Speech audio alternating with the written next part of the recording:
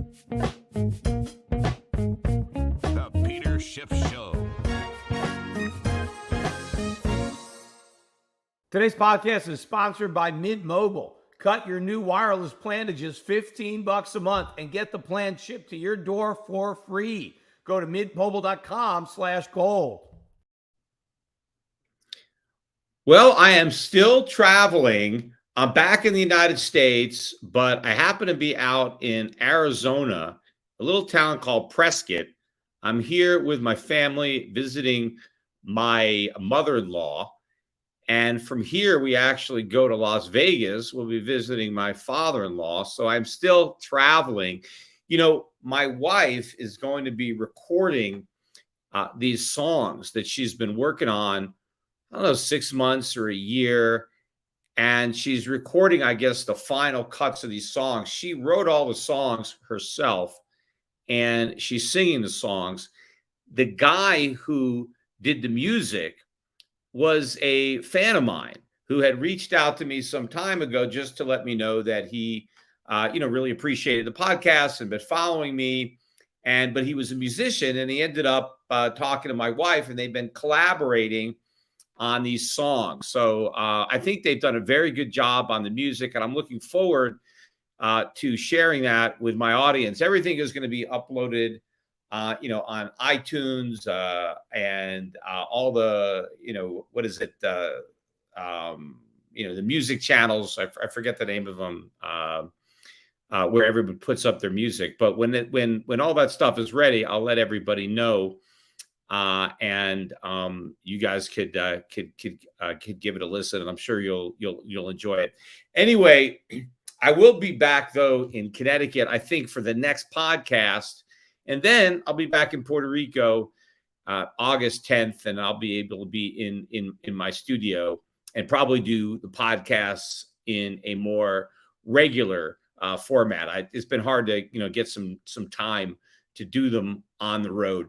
Anyway, the big topic that I want to discuss today is what happened on Wednesday with the Fed, because the Federal Reserve announced its decision on interest rates.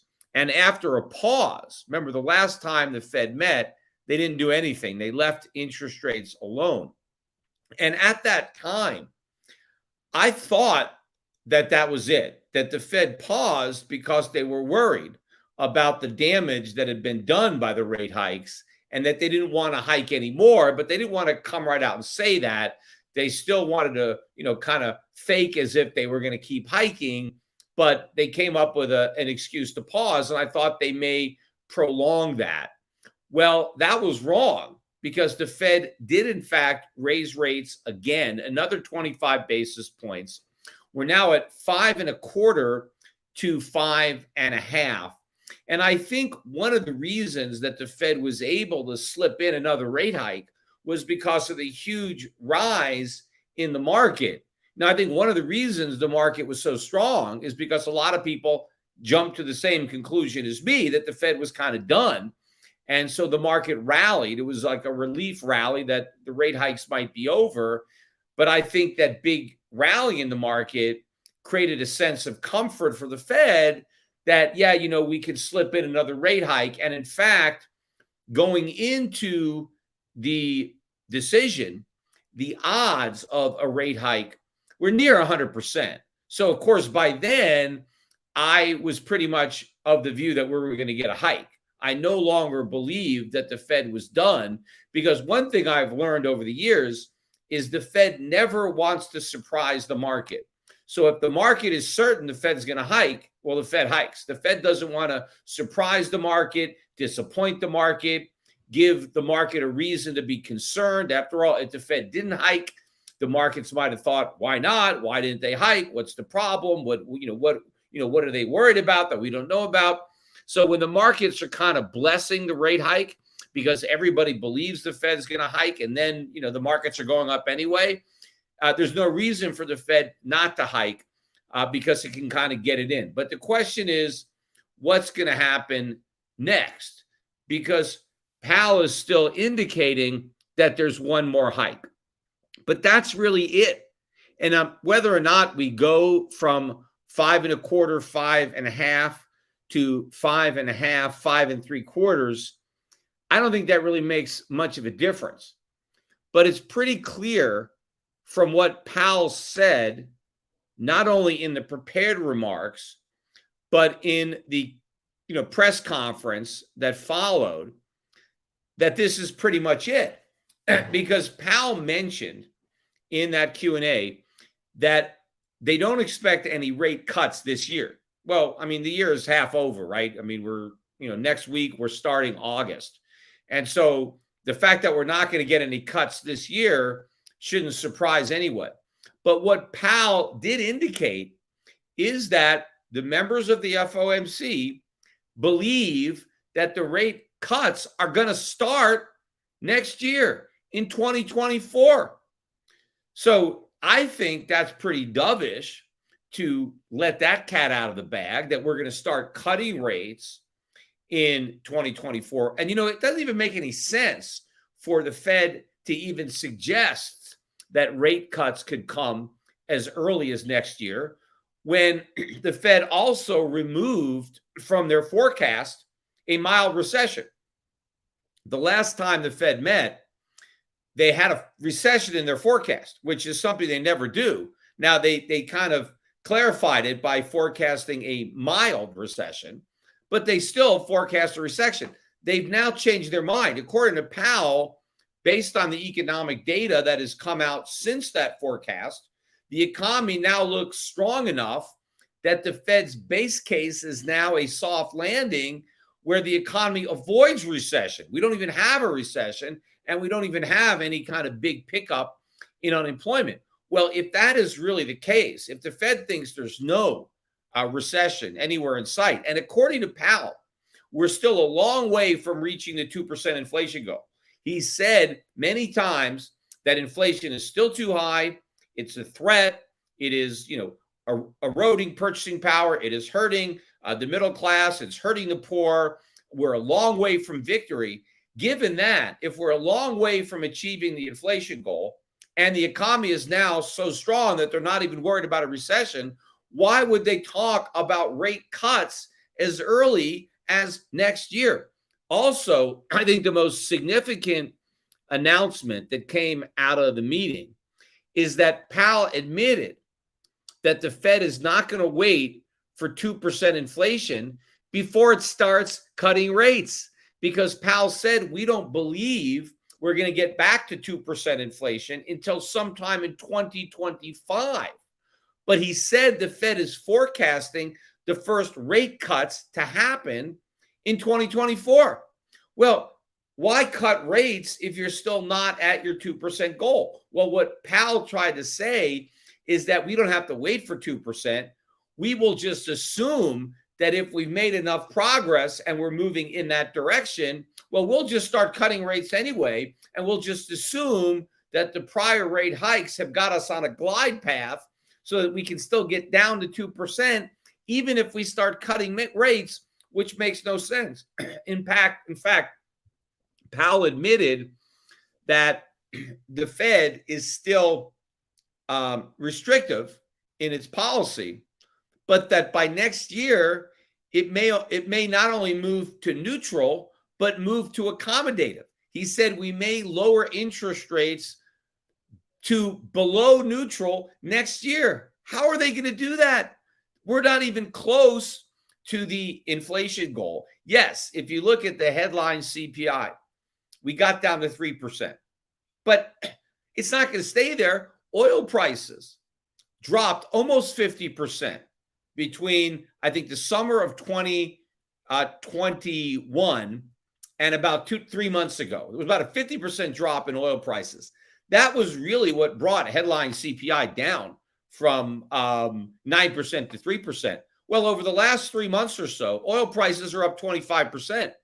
We closed the fifth consecutive positive week for oil. We closed above $80 a barrel. Gasoline prices now in the country are at the highest they've been all year. We're seeing other commodities that have already turned. The dollar index is weakening. It's bounced, it's back up to about 101, but the dollar is in a decisive downtrend. everything that you're looking at, all these forward indicators suggest that inflation is going to get worse, not better, that the days of falling inflation are behind us, and we're now about to embark on higher inflation. So with that in mind, how is it that Powell can be talking about cutting rates as early as next year? Not only not raising rates, but cutting them. In fact, Powell said there's no way we're going to keep raising rates until inflation is down to 2%. He said we would way overshoot if we did that. We have to start cutting rates even before we get to 2%, supposedly to prevent inflation from getting too low, which of course is never going to happen. I think that there is another reason why Powell wants to tell the markets that rate cuts are coming, that don't pay any attention to the hikes today. We want you to think about the cuts that are coming tomorrow. And I'm going to talk about the real reason that I think Powell is signaling these rate cuts after this commercial break. So stick around. We'll be right back.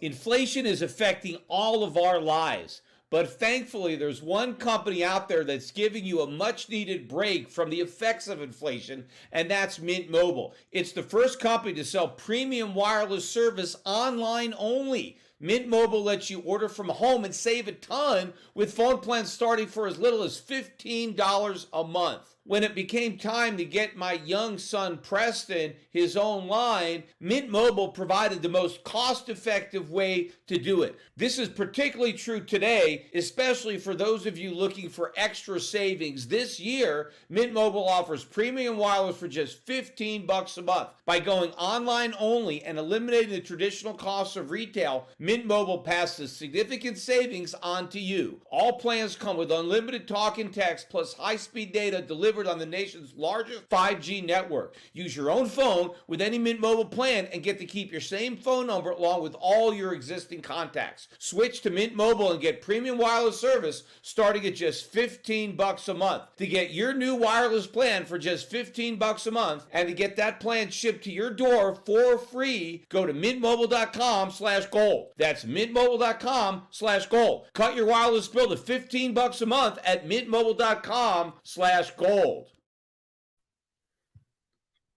All right, so I'm talking about why the Fed is trying to let the markets know that these high interest rates are not here to stay, that before long, by next year, the Fed's going to be cutting rates and moving back to a stimulative monetary policy. And I think that is the main reason that you've seen the strength in the stock market, because investors are looking forward to a new round of stimulus where we have a Fed funds rate that is low and potentially a return to quantitative easing. And I think the reason for that is because the Fed understands the problem of keeping interest rates where they are for any extended period of time. But the reality is, in order to get inflation down to 2%, not only is the Fed going to have to keep interest rates where they are for many, many years, it's actually going to have to provide additional hikes beyond the 25 basis points that it is forecasting, maybe for the September meeting or another meeting later this year, because what the Fed has already done is inadequate for the job. Because if inflation really bottoms out at around 3% headline, and if the core really bottoms out at around 4.5%, 5%, and the Fed's already up at 5.25%, 5.5%, clearly it needs much bigger rate hikes to get the job done, especially if the headline number 3% by the end of the year is back up to 5% or higher. It means that all of this rate hikes and inflation continues to, be well north of 2%, which means there's a lot more that has to come, but the markets will not be able to bear it. For example, the last time we had a Fed funds rate where it is right now was 23 years ago. You got to go back to the year 2000 to find a Fed funds rate at this level. But to put this in perspective, and I'm just going to look at the federal government, because everybody's got more debt now than we had in 2000. It's not just the government. Thanks to these low interest rates, the corporate sector, households, everybody has a lot more debt than they had in 2000. But I looked up the national debt in the year 2000, and it was $5.6 trillion. Today, it's $32.7 trillion. That is a huge difference. Now, what I want to do for comparison is look at what it would cost the government to finance the $5.6 trillion debt at interest rates of 5.25%, because that is the prevailing market rate. Now, the government doesn't have to finance the entire debt at the market rate, because some of that debt is longer term and has been locked up. But it's always important to try to assume what it would cost to pay the current debt at current rates, especially now, given how short the maturities are of the national debt, because every year, maybe a third of the national debt comes due. And so all of that debt, which is financed at 10, 25 basis points, matures, and it has to be rolled over at 500 basis points. The only way they can get it down to 400 basis points is if they borrow, 10-year treasuries, something like that. But they're trying to keep the maturity short. So it's very important to look at what it would cost to finance the national debt at the current rate of interest. So back in the year 2000, at 5.25%, given the size of the national debt, it would have cost the U.S. government $300 billion a year to pay the interest on the debt. Now, to put that number in perspective, the defense budget in 2000 was $400 billion. So interest on the debt at the market rate would have been about 75% of what the government spent on national defense. Now, compare that to today, where we have a $32.7 trillion national debt. If the government had to pay a market rate of interest on that debt, that's $1.8 trillion a year in interest. That is an enormous number.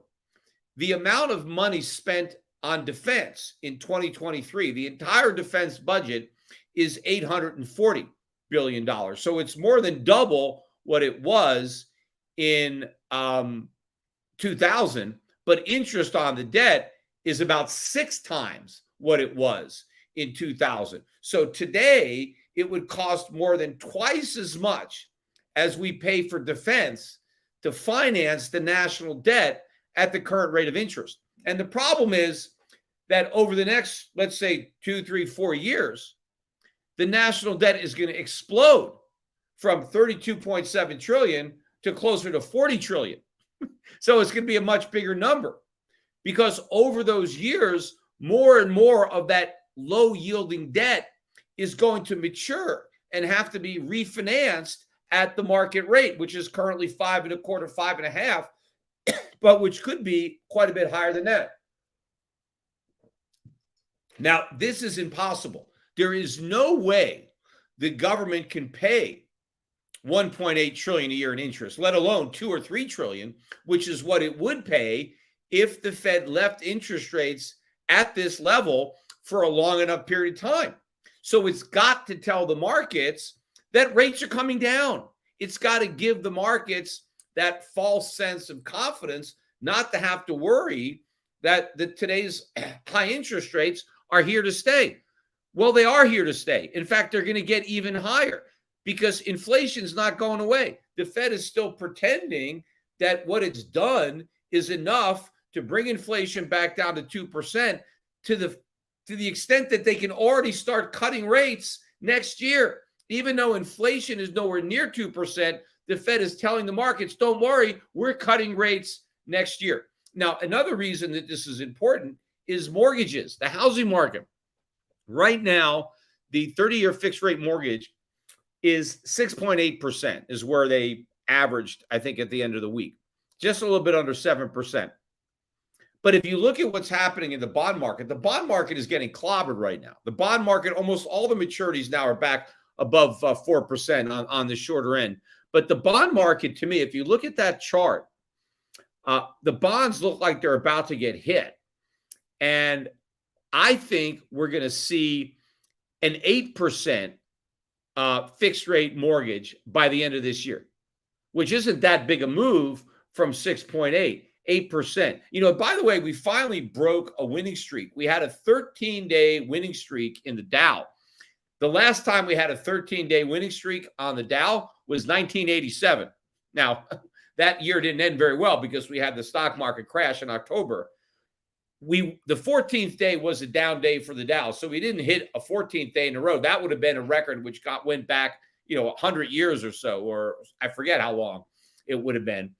But in 1987, the stock market was rising against the backdrop of very bad economic news, rising interest rates, rising trade deficits, rising budget deficits. Same thing we have now. I mean, the markets ignore all these bad news until all of a sudden it can't ignore it anymore.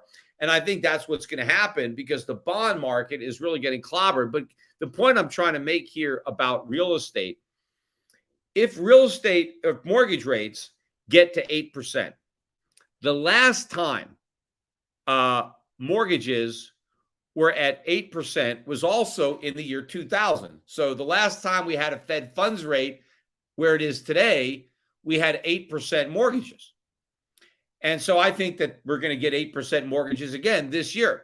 Now, here is the big problem, because since 2000, household income in nominal terms, right? This is not adjusted for inflation. This is just actual household incomes. Adjusted for inflation, the number is much smaller. In fact, if you adjust it for the actual inflation, household income is down since 2000. I mean, using the CPI, it's up slightly, but the CPI is, 50% of the actual rate of inflation. So if you use a real rate of inflation, household income has been eviscerated in the last 23 years. But nominally, household income is up by 70% in the last 23 years. The problem is the median home price is up by more than 150% over the same time period. So housing prices have gone up more than twice as much as incomes. Now, until recently, the only thing that made those high home prices affordable was the low mortgage rates. People got mortgage rates in the threes. That's how they could afford to pay twice as much for a home, right? Even though they didn't have the income. Well, if mortgage rates go all the way back up to where they were in the year 2000, how are people going to afford to buy these houses when they don't have the income? When home prices have gone up so much more than incomes. And in fact, we got the personal income and spending numbers that came out on Friday, I believe. We got those numbers. And the numbers, let me look for them here. I have them on my computer. So this is the June numbers. And income was up a little bit less than expected, up 0.3. But spending was up more than expected at up 0.5. I mean, just slightly more, but that brought the savings rate down to 4.1%. This is the lowest savings rate of the year. And where do people get their money for a down payment on a house, right? Well, they get it from their savings, but the savings are being depleted. And I expect the savings rate to move even lower over time, as people are forced to dip into that shallow pool in order to make ends meet, because prices continue to rise, despite the Fed trying to claim that the inflation battle is being won, is clearly being lost. And the point is, though, if Americans have, low savings, how are they going to get a down payment on a home when homes are so much more expensive than they were in 2000, when people had more savings to make those down payments, and the prices are so much higher? So real estate prices are going to have to implode unless the Fed can start cutting rates. That's the only thing that can really save the market, is going to be rate cuts. And so I think the Fed is trying to telegraph that. Same thing with the commercial real estate market, the junk bond market. There are all sorts of notes, debt instruments that were taken out when rates were really low that are going to be maturing next year, the year after that.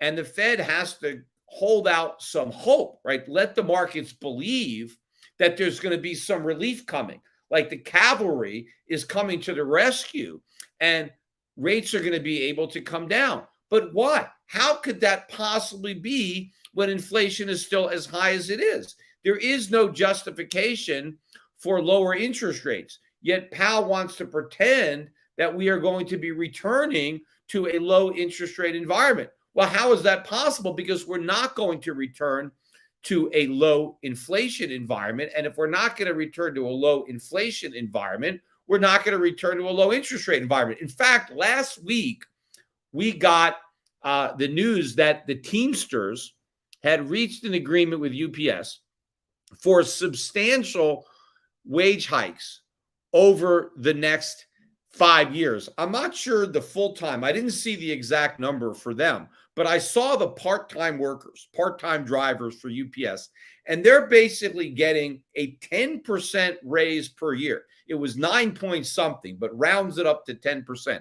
10% per year for the next 5 years. 10% increases. What does that tell you? I mean, it's not that these wage hikes are going to cause the inflation.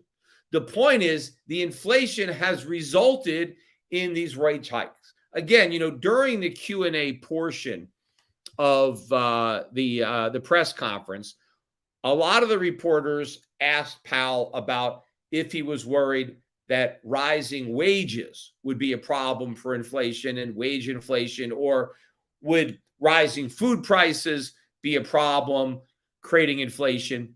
And all these questions are being asked by people who don't understand inflation, and they're being asked of a Fed chairman who doesn't understand inflation, because inflation is not caused by wages going up. Inflation is not caused by food prices going up. It's inflation that causes wages to rise. It's inflation that causes food prices to rise. That's what's going on. Now, food prices could rise for other reasons other than inflation, but if food prices rise, absent inflation, the price of something else is going to go down. So rising prices won't cause inflation. It's inflation that causes all prices to rise, and that's what's happening. But you can't overlook what's going on. These 10% per year increase in wages for UPS, what is this telling you? This is telling you that shipping costs are going to go way up. Not just the wage component, but a lot of other factors. And if UPS is giving its drivers these big hikes, FedEx is going to do the same thing. The cost of shipping everything is going to go way up. Well, what are these companies going to do? If companies are having to pay higher prices to ship their products, well, what are they going to do? They're going to pass that on to their customers. All this stuff is going to be passed on. And of course, the individual consumer, when they finally get their products, they're going to pay another shipping cost, right, to get it to themselves. So there are tremendous inflation pressures that are building. You can see it, right? You can see the impact inflation is having on wages, on other costs. And the Fed is oblivious. Yes, Powell is saying we still see inflation as a threat, but at the same time, he's promising to cut rates next year in the face of that threat, saying that we don't want to be optimistic. In fact, somebody asked him, if he's optimistic, and Powell said, well, I wouldn't want to say I'm optimistic. Let's just say I see a pathway, meaning getting to 2% inflation. Well, I mean, he's obviously optimistic if he's forecasting rate cuts next year, and then he's admitting that the Fed's going to start cutting rates long before. He said long before we get to 2%, not just before 2%. He said long before we get to 2%, we're going to start cutting rates. Why? Why don't you wait till we get 2%? In fact, he should wait for under 2% to really make sure that we get down there. Because if he just wants to assume that 2.5% is going to become 2%. And so he just starts cutting interest rates, on the come, because he just believes that the 2.5% inflation is going to go down to 2. And what if all of a sudden it goes the other way, right? What if the fire is starting to, go out, and then he throws gasoline on it and it ignites all over again? It makes no sense for a Fed chairman who really is concerned about inflation to be talking about cutting rates next year. What Powell should be saying is there are no rate cuts anywhere in sight. Maybe we're going to stop hiking at 5.5, but rates are going to have to be at 5.5 indefinitely. After all, this is where rates were, 20 years ago, 25, 30 years ago. This was normal.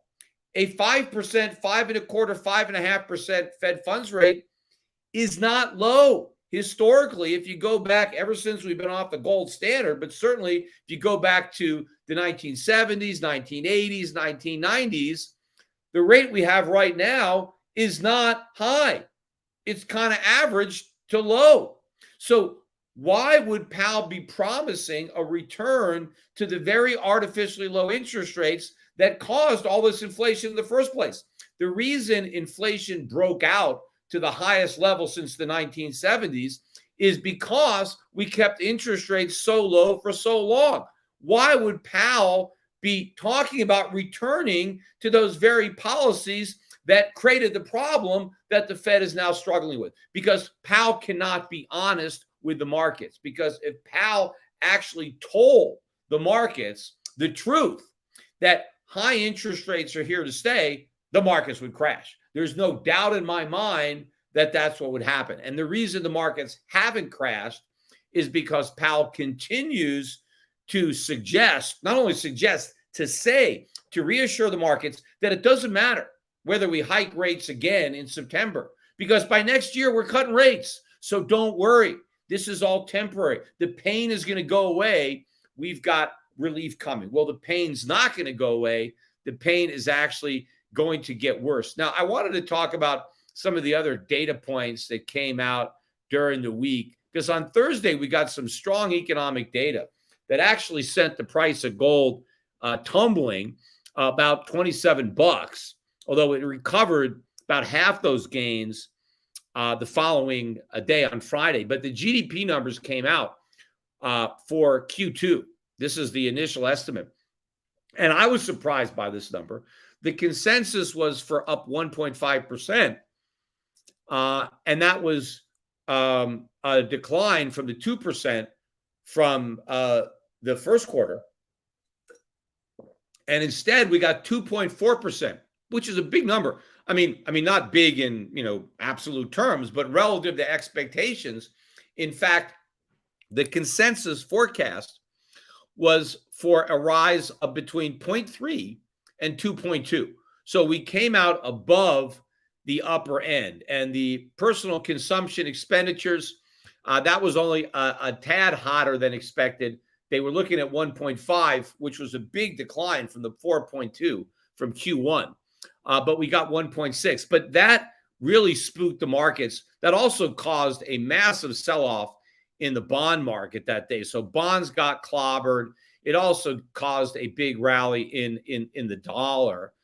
The stock market initially shrugged it off. I was kind of surprised early in the day that Dow was up better than 100 points, despite the bloodshed in the bond market and what was going on. But by the end of the day, the Dow had surrendered those gains. I think it was down a little over 200 points on the day. That's the day that we broke that 13-day winning streak. We got the trade deficit, again, a snore.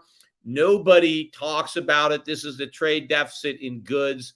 It wasn't quite as horrific as the consensus forecast of 91.8 billion, but it was 87.8 billion, which was a huge number. And the reason that we got this was because imports dropped, actually. The imports were down 1.4%, maybe because the American consumer is pretty much tapped out and has a lot, they've already, depleted their savings.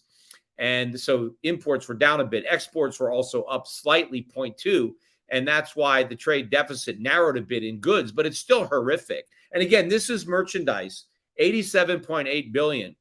The merchandise trade deficit that caused, I think, was the one that was the straw that broke the camel's back, that caused the 1987 stock market crash, or was one of the main causes, was a $17 billion deficit. So 17 billion was such a scary number, and now the market doesn't even care about $88 billion.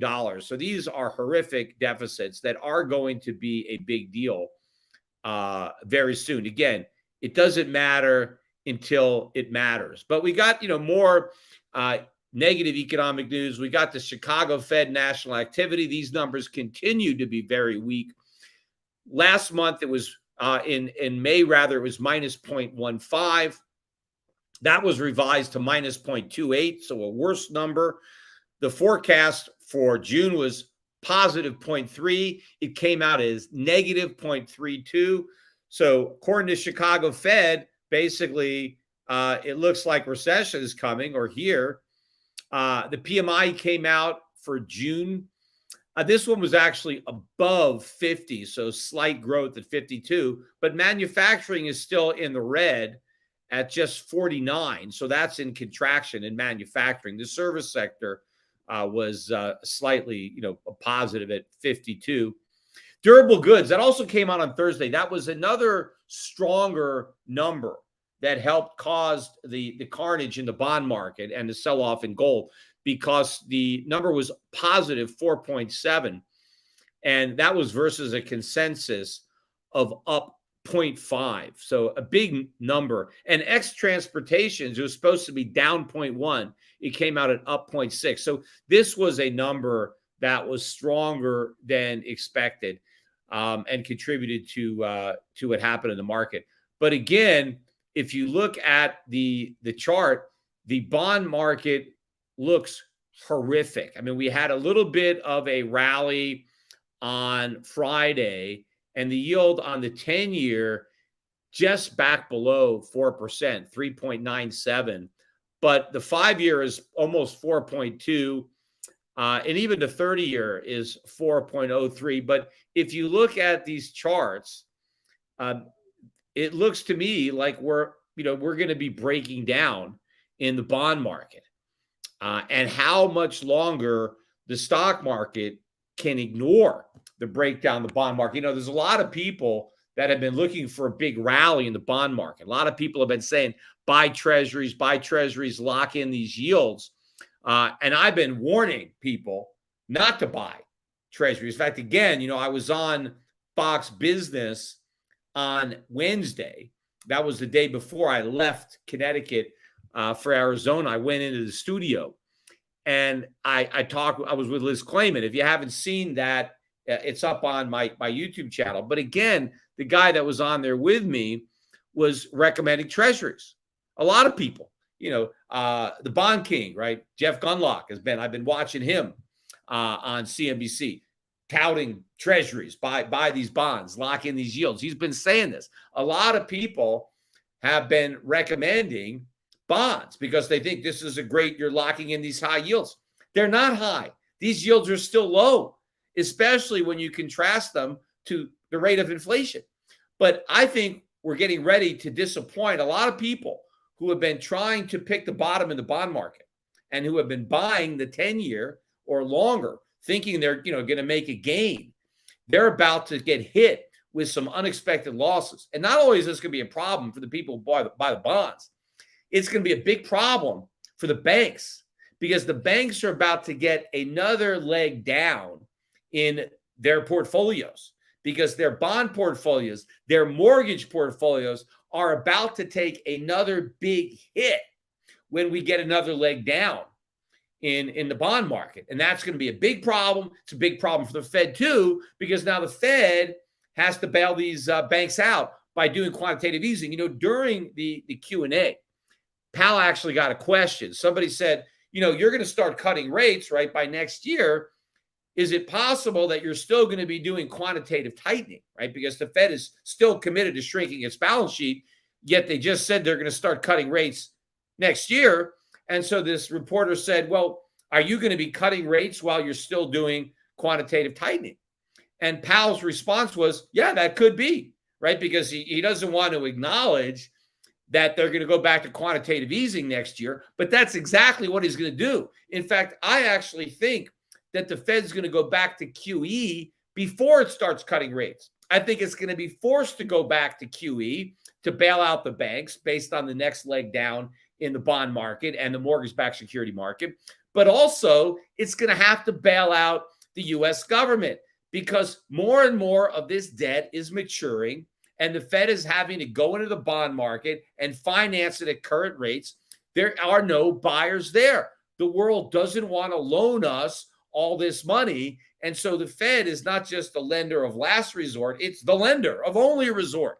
And the only way the Fed can lend to the U.S. government is by going back to quantitative easing. So I would expect that to happen even before the Fed starts hiking rates. Anyway, I want to finish up the podcast, though. I want to talk about, some new information that came out today about the Bidens, because I think it's particularly relevant because this is also the 13-month, anniversary is not really the right word for it because, anniversary, connotes something good, right? This is a bad thing that happened 13 months ago.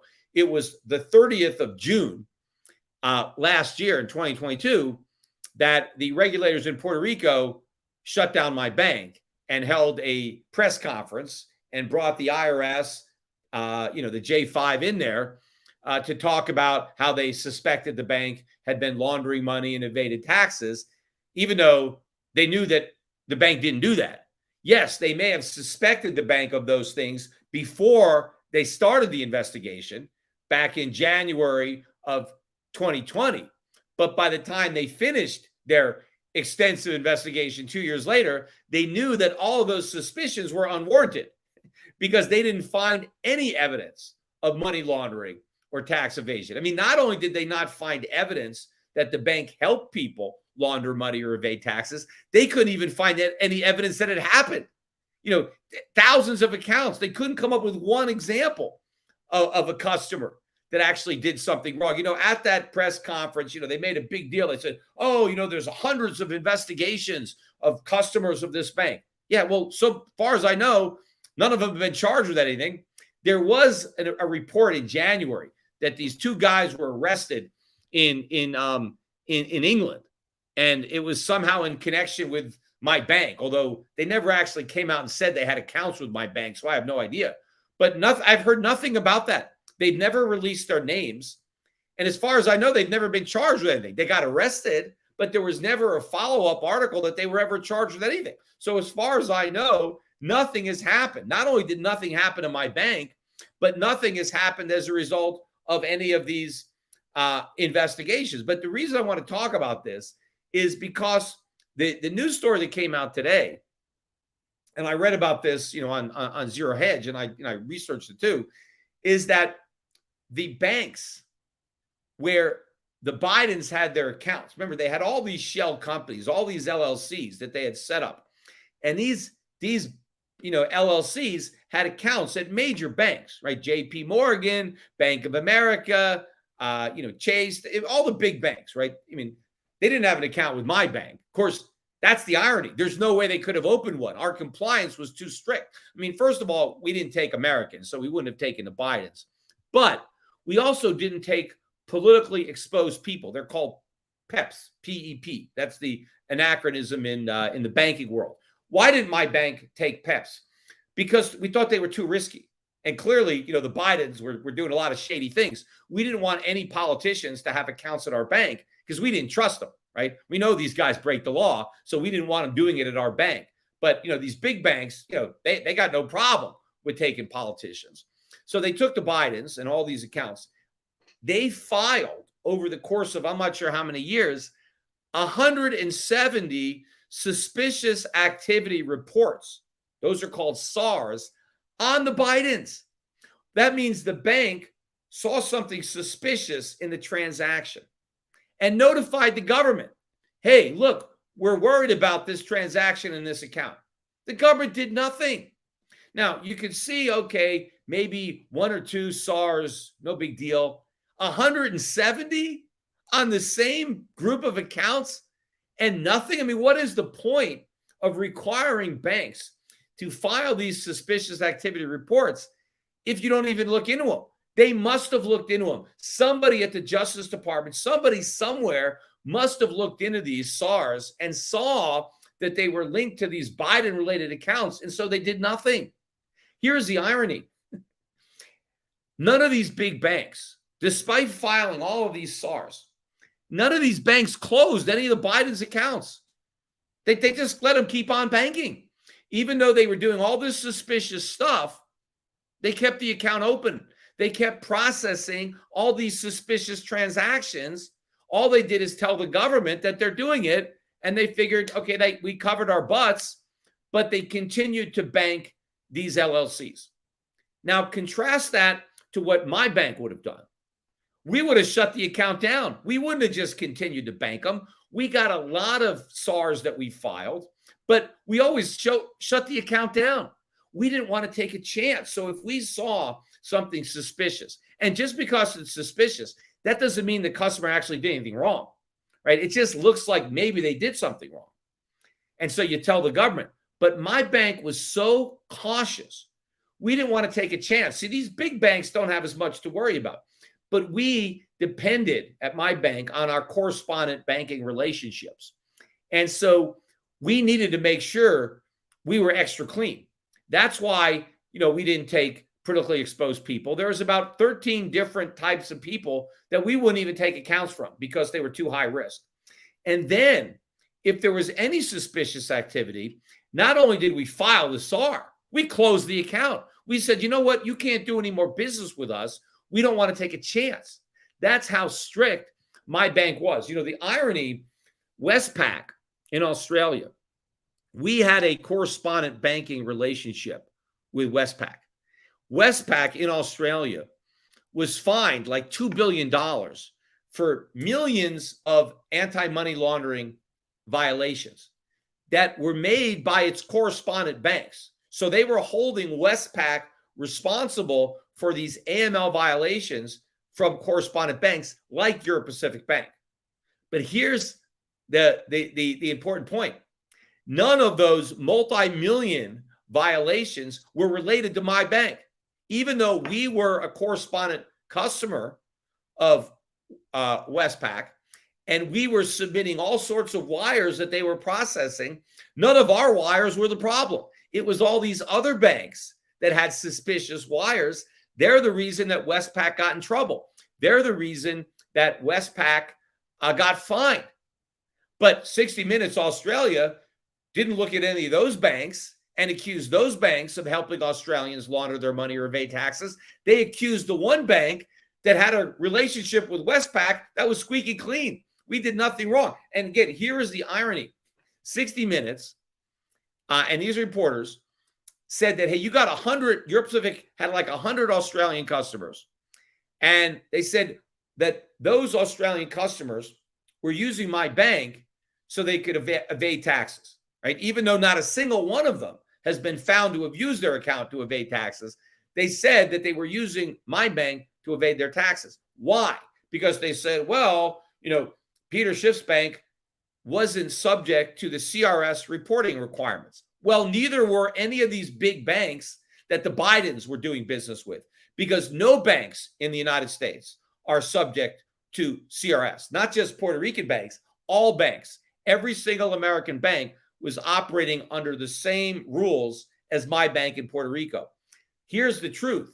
If those Australian customers really wanted to hide their money from the tax man in Australia, they would have sent their money to JP Morgan. They would have sent it to Bank of America. They would have sent it to Wells Fargo or Citibank, because those banks wouldn't have closed their accounts for suspicious trades, just like they didn't close the Biden's accounts. They just would have sent the SAR, but they would have allowed them to conduct their business. My bank was the most difficult bank. If your goal was laundering money or evading taxes, the last place that you would have sent your money, if you were an Australian, was to my bank, because my bank had to have compliance that was far stricter than these other banks. And by the way, there are U.S. states like Delaware, like Nevada, that have bank secrecy. if you really want to keep your money secret from the tax man, that's where you go. You go to Nevada, you go to Delaware. There are a few states that really have bank secrecy. There's no bank secrecy at all in Puerto Rico. It's an open book, right? The only thing that we had was that we weren't reporting through CRS because there was no way to do it, because no American bank has the ability to do that, because the U.S. government didn't sign on to that protocol. So we had no choice. I mean, if we were able to comply with CRS, we would have done it. In fact, we had a brokerage subsidiary in the British Virgin Islands, and BVI was subject to CRS. And so all of our brokerage accounts, we filed. So any Australians who had brokerage accounts with my bank, we reported those accounts to the Australian government through our BVI subsidiary, because there was a mechanism in place that allowed us to do that. So what's happening just today just highlights how much stronger my bank's compliance was than all these other banks. Yet my bank got shut down. And again, if you haven't watched the press conference, it's up on my website. Again, they had that press conference on 13 months ago today. The sole purpose of that press conference was to pretend that my bank was being shut down for money laundering and tax evasion, even though it was actually being shut down for not having enough capital. According to the commissioner of OSIF, my bank was critically insolvent, except a couple of weeks later, she signed off on the liquidation plan that certified that my bank was not only not critically insolvent, we had almost $3 million more than was owed to the customers. And in fact, all of the customers' deposits were kept in cash. The bank had no debt and no loans, yet it was put into receivership anyway. And the problem is, here we are 13 months later, and not a single nickel has been returned to a single customer. None of my bank customers have gotten their money. I could have sent back every customer 100% of their money 13 months ago had Puerto Rican regulators let me do it. But they didn't. They didn't want me to do that. They wanted to make a big deal about helping the IRS pretend my bank was shut down for money laundering and tax evasion. And so they held that press conference. They let those guys come and talk about tax evasion and money laundering, to the point where the Portuguese government actually froze the bank's account at Nova Bank and caused a whole chain of events to happen. But here we are today, 13 months later, and I still have no idea when anybody is going to get their money. Who knows? I mean, someday, I hope it doesn't go an entire second year and all that money is unnecessarily tied up. But I could have sent it all back. I wanted to send it all back. Of course, there was no reason, because I had a buyer. I had a company who was willing to buy that bank, put in more capital, would have been seamless for all the customers. That deal was on track until they pulled the rug out from under it with no advance notice 13 months ago, to do this press conference so the IRS could pretend that their Operation Atlantis, which was a complete embarrassing failure, was actually a success. Now, there was a great article, I'm mentioning it again. It was written about this in the Daily Wire. I've read that article now a few more times. The writer did an excellent job. Again, I didn't write this article. I mean, he did his own independent research. This is Pulitzer Prize material. It's unfortunate that the mainstream media is completely ignoring. I'm surprised nobody has picked up on this. And so, we got to bring it to the attention. So if you haven't read this article, it's up there on the internet. I've tweeted it out. Share it with your friends. Send it to congressmen. I mean, I'm trying to use whatever connections I have to get an investigation going, but it really exposes the degree of corruption, the obstruction of justice, the abuse of power that goes all the way to the top of the IRS. And again, the government wasted, the U.S. government wasted 2 years, spent all kinds of money looking for evidence that my bank was helping people launder money and evade taxes, and found nothing. At the same time, they were handed a pile of evidence on a silver platter that the Bidens were actually evading taxes and laundering money, and they did nothing. So here I am, innocent, was punished. I lost my entire bank, and absolutely nothing has happened to Joe Biden or Hunter Biden or anybody in the Biden clan, despite the fact that there's overwhelming evidence of guilt. Anyway, that's it for today. Stick around for my next podcast, which is probably not going to be for a week again because of all these travels. I'll be back in Connecticut, but then the following week I should be back in Puerto Rico, and hopefully we'll be doing podcasts on a more regular basis. So bye for now.